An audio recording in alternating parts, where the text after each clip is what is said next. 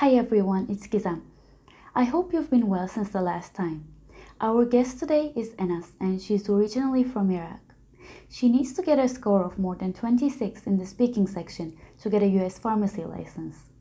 We wish her luck in getting her license.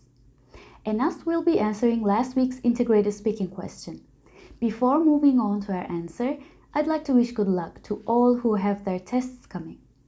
And to the ones that are struggling with the speaking section, I want to say, send us your answers for next week's question.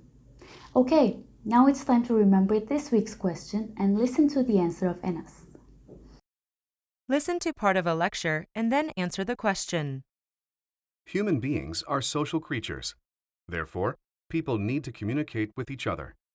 But is every country's communication method identical? Well, it depends on the region and the culture they live in. And today, I'd like to look into this.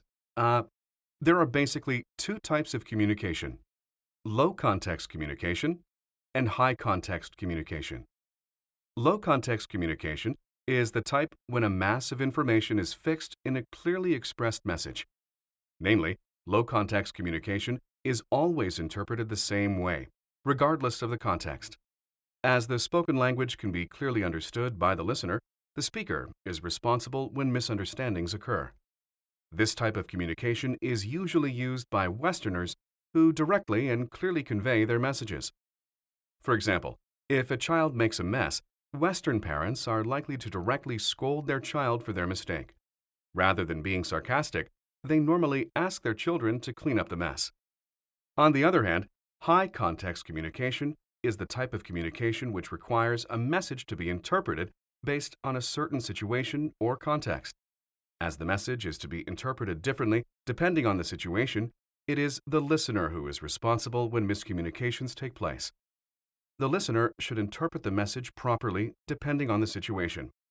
This type of communication is usually used by people in Asian countries. As an example, if a child spills a glass of milk, Asian parents would probably say, "Doing something great again, kid, aren't you?" with an unpleasant tone.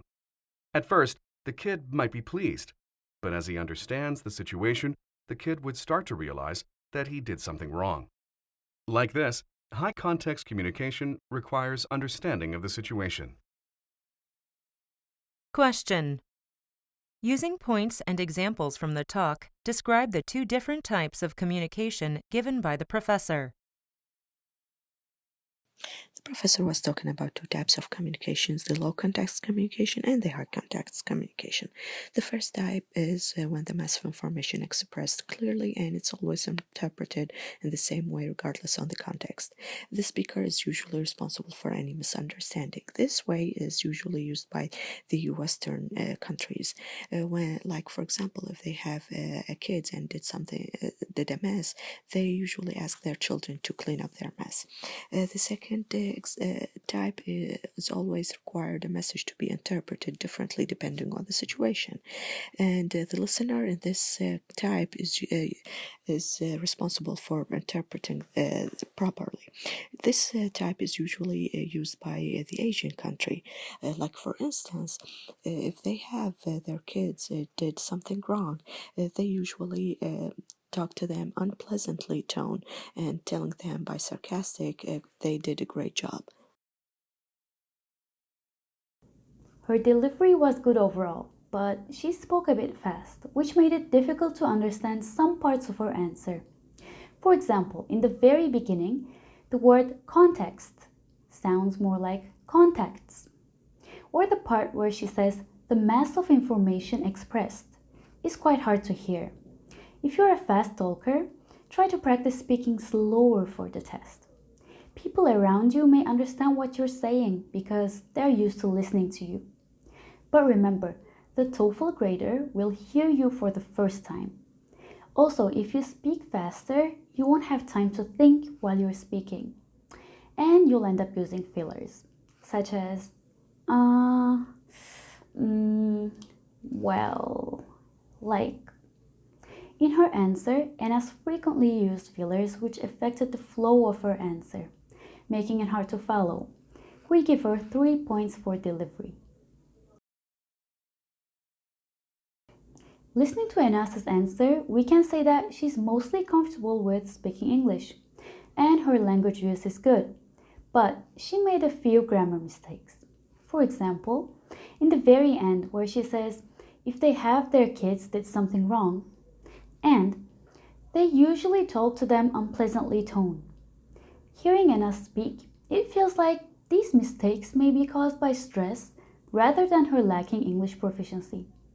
So we would advise Anas to record her answers and listen to them afterwards to pinpoint which points need improvement. Overall, we give her 3 points in language use.